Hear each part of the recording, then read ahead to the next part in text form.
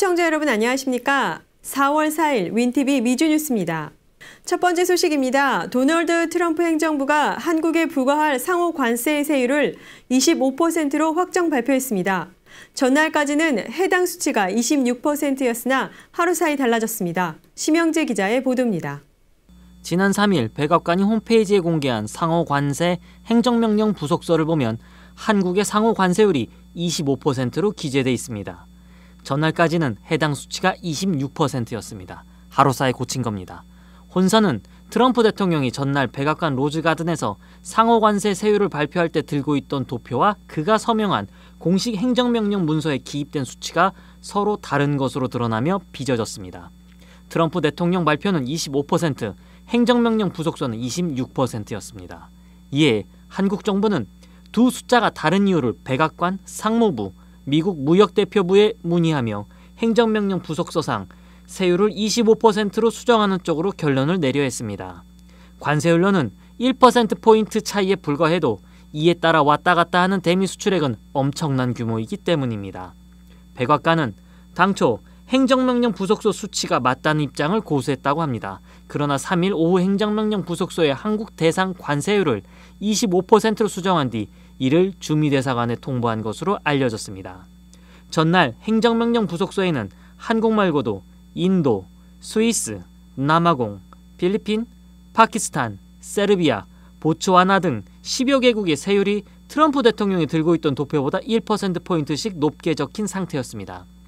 이날 백악관은 부속서를 고쳐 도표와 숫자가 달랐던 이들의 세율을 모두 도표와 일치시켰습니다.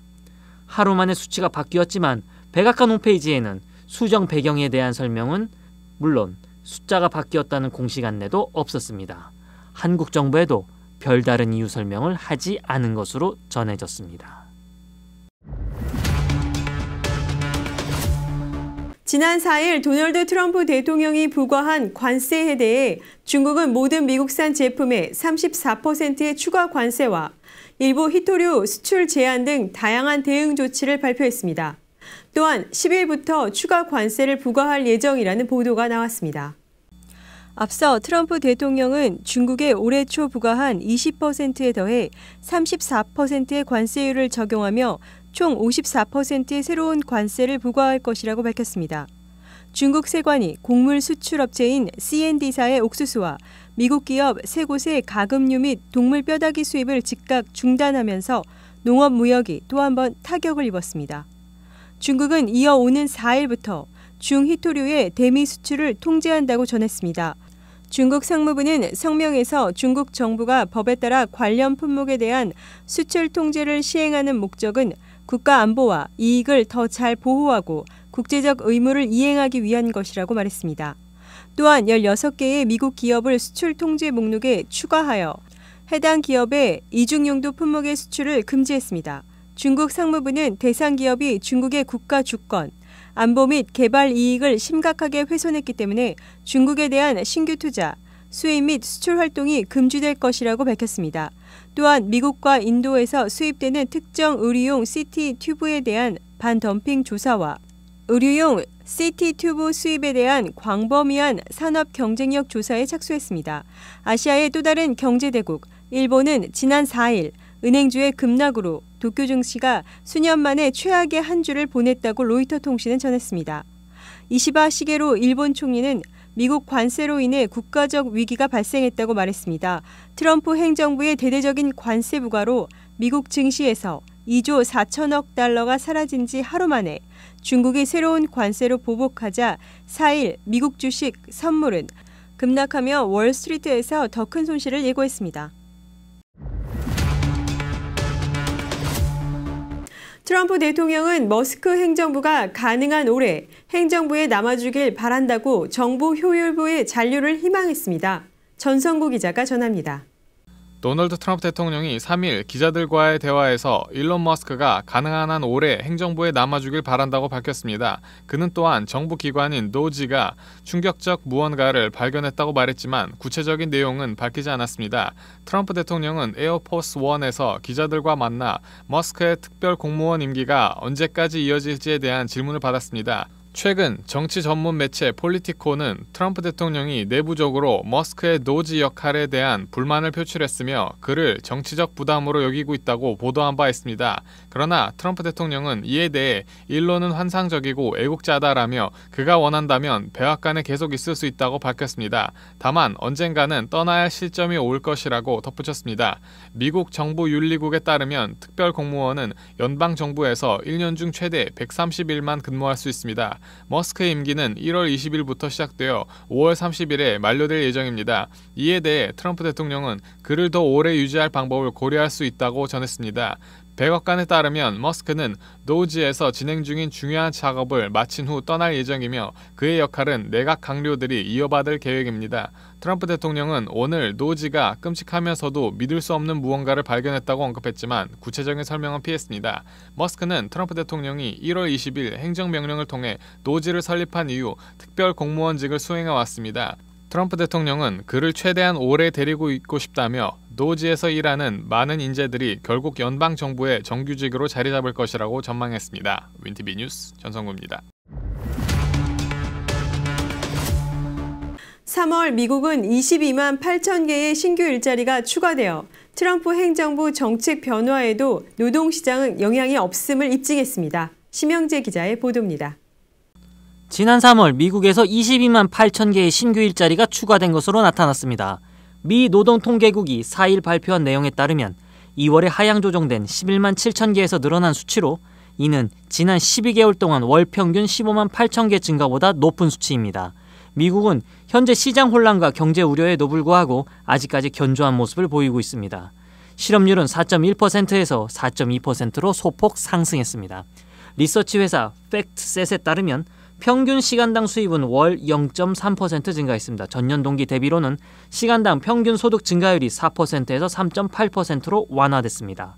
노동력 참여율은 62.4%에서 62.5%로 상승했습니다. 주당 평균 근로시간은 34.2시간으로 나타났습니다. 3월에 헬스케어 부분에서 5만 4천 개의 일자리가 추가됐습니다. 사회복지 분야 2만 4천 개, 소매업 2만 4천 개, 운송 및 창고업에서는 2만 3천 개의 일자리가 늘어났습니다. 캐롤라인 레빗 백악관 공보비서관은 성명에서 3월 한 달 동안 시장의 예상보다 훨씬 앞선 22만 8천 개의 일자리가 추가되면서 경제가 활기를 띠기 시작했다며 이는 대통령의 노력이 성과를 거두고 있고 미국의 황금기가 다가오고 있다고 밝혔습니다. 성별로 보면 성인 남성의 실업률은 3.8%, 여성은 3.7%로 집계됐습니다.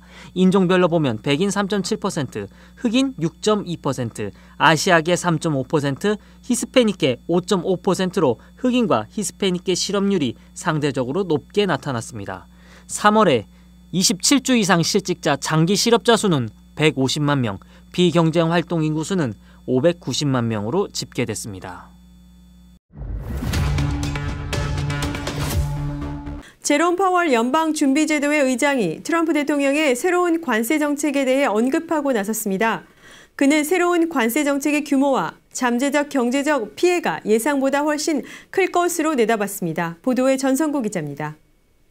제롬 파월 연방준비제도 의장이 트럼프 대통령의 새로운 관세 정책에 대해 언급하고 나섰습니다. 그는 새로운 관세 정책의 규모와 잠재적 경제적 피해가 예상보다 훨씬 클 것으로 내다봤습니다. 파월 의장은 지난 4일 비즈니스 저널리즘 컨퍼런스에서 새로운 관세 정책의 규모와 잠재적 경제적 피해가 예상보다 훨씬 커서 인플레이션과의 싸움을 끝내기 위한 새로운 도전이 제기되고 있다고 전했습니다. 파월은 대통령의 실명을 직접적으로 언급하지는 않았습니다. 그는 자신의 발언이 행정부 정책에 대한 비판이 아니라 금리 인하를 목표로 하는 연준이 직면할 수 있는 문제에 대한 분석일 뿐이라는 점을 분명히 했습니다. 제롬 파월 연준 의장은 그러면서 불확실성은 여전히 높지만 관세 인상이 예상보다 훨씬 더 클 것이라는 점은 분명해지고 있다며 관세는 적어도 일시적인 인플레이션 상승을 초래할 가능성이 높지만 그 영향이 더 오래 지속될 가능성도 있다고 밝혔습니다. 그는 이러한 결과를 피하려면 장기적인 인플레이션 기대치를 잘 유지해야 하고 그 효과의 크기와 물가에 완전히 전달되는 데 걸리는 시간에 따라 달라질 수 있다고 전했습니다. 파월과 연준 위원들은 대규모 수입세가 은행의 금리 인하를 어렵게 만들 것이라고 수개월 동안 경고한 바 있었습니다. 연준 의장은 현재 금리가 약간 제한적인 수준으로 설정되어 있으며 연준의 연간 목표치인 2%를 상회하는 인플레이션에 적절하다고 언급했습니다. 예상보다 높은 인플레이션은 연준이 금리 인하를 하지 못하게 할 가능성이 높으며 트럼프 대통령과의 긴장이 더욱 고조될 위험이 있습니다. 앞서 트럼프 대통령은 트루스 소셜에서 파월 의장을 비판하며 금리 인하를 촉구하고 경제를 가지고 정치를 하고 있다고 비난했습니다. 그는 지금이야말로 제롬 파월 연준 의장이 금리를 인하하기에 완벽한 시기라고 밝혔습니다. 또한 미 대통령은 인플레이션이 3%에 가깝게 유지되고 있고 취임 이후 여러 식품과 에너지 제품의 가격이 이미 하락했다고 주장했습니다. 윈티비 뉴스 전성구입니다. 아마존이 중국 동영상 플랫폼 틱톡의 미국 내 사업권 인수전에 참여했습니다. 세계 최대 전자상거래업체 아마존이 막바지에 접어든 중국 동영상 플랫폼 틱톡의 미국 내 사업권 인수전에 뛰어들었다고 미국 뉴욕타임즈가 2일 보도했습니다. 소식통 3명을 인용한 NYT에 따르면 아마존은 틱톡의 미국 사업권 매각 절차를 지원하는 책임자인 JD 벤스 미국 부통령과 하워드 러트닉 상무장관에게 서한 형태의 인수 제안서를 최근 보냈습니다. 틱톡의 미국 사업권 매각 기한은 이번 주말까지입니다. NYT는 이번 인수전에서 아마존이 가장 주목받는 입찰자로 급부상했다고 평가했습니다. 한 소식통은 도널드 트럼프 미국 행정부 내에서 이번 아마존의 입찰 제안을 진지하게 받아들이는 분위기는 아니다라고 말했지만 업계에는 예의주시하는 분위기입니다. 미 블룸버그 통신은 아마존이 실제 틱톡 인수에 진심이 아니라 해도 전략적 이득을 취할 수 있다고 분석했습니다. 관심 표명 자체만으로도 잠재적 경쟁자로부터 더 많은 돈을 이끌어낼 수 있는 데다 아마존 온라인 소매 비즈니스와 경쟁하는 틱톡 샵에 대한 정보를 획득할 수 있다는 것입니다. 아마존에 앞서 오러클과 블랙스톤을 비롯한 사모펀드, 벤처 캐피털 등이 틱톡의 미국 사업 인수 제안서를 제출한 것으로 알려졌습니다. 틱톡은 미국에서 큰 인기를 끌고 있으나 중국 기반 기업의 플랫폼이라는 사실 때문에 국가안보 위협 등 우려가 제기됐습니다. 이에 틱톡 금지법이 만들어졌고 이에 따라 틱톡의 미국 사업권이 매각되지 않으면 미국 내 서비스는 중단됩니다. 당초 틱톡 금지법은 지난 1월 19일 시행될 예정이었습니다. 하지만 같은 달 20일 취임한 트럼프 대통령이 매각 시한을 이달 5일까지 연장했고 인수자를 찾지 못하면 기한을 연장할 의사도 밝혔습니다. 다만 트럼프 대통령이 인수 제안서에 서명하더라도 틱톡의 모 회사 바이트댄스와 중국 정부의 승인이 필요합니다.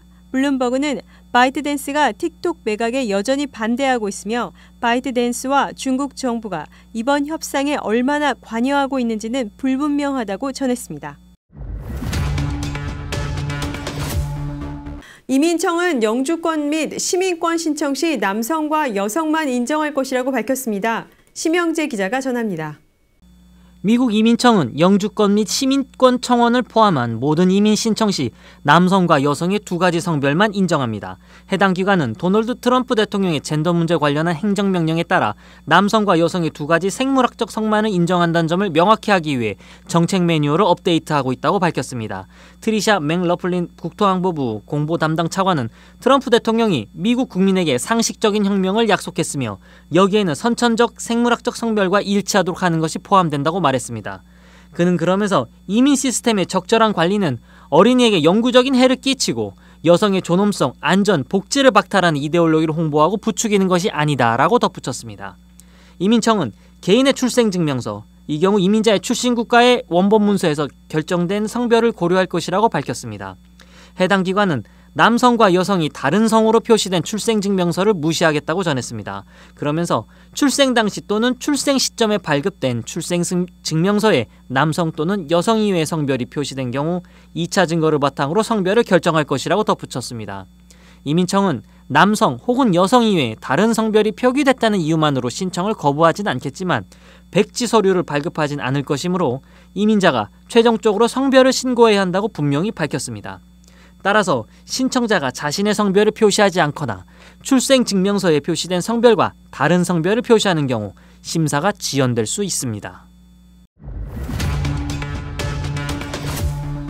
로컬 뉴스입니다. 잦은 교통사고가 나는 레이크쇼 드라이브에 과속 단속 AI 카메라를 설치해야 한다고 주 의원이 주장했습니다. 시카고시에 따르면 레이크쇼어 드라이브에서 지난 5년 동안 16,000여 건의 교통사고가 발생했습니다. 이에 4천여 명이 부상을 입었고 59명은 사망한 것으로 집계됐습니다. 주 의원이 나서 레이크쇼어 드라이브의 과속을 막기 위해 AI 카메라까지 설치해야 할 것이라고 주장했습니다. 과속을 방지하고 부주의한 운전자들을 단속하기 위함입니다. 사라 피켄홀츠 주 상원의원은 보다 안전한 드라이브를 만들기 위해 주민들로부터 의견 청취를 듣고 이 도로를 달리는 운전자들의 운전 패턴을 바꾸기 위해 어떤 조치가 필요한지를 연구 중입니다. 사라 의원은 무엇보다 빈번한 교통사고를 줄이기 위해서는 AI 카메라의 효율성을 시도할 것을 강조했습니다. 10대의 임산부가 실종되어 위스콘신에서 앰버 알럿이 발령된 지 2달 만에 10대 소녀가 타주에서 발견됐습니다. 지난 2월 6일 경보가 발령됐으며 당시 임신 3개월이던 16세 소녀는 행방불명됐습니다. 그녀를 임신하게 한 40대의 네브라스카 출신 남성인 게리 데이와 같이 있었던 것으로 보입니다. 지난 2일 이 소녀는 네브라스카에서 발견됐으며 제보자에 의하면 데이라는 남성과 같이 있는 것이 목격됐다고 비버댐 경찰은 밝혔습니다. 이 남성은 아동유괴 혐의로 바로 검거됐으며 추후 위스콘신 지역으로 추방될 것으로 알려졌습니다. 뉴스를 마칩니다. 시청해주신 여러분 고맙습니다.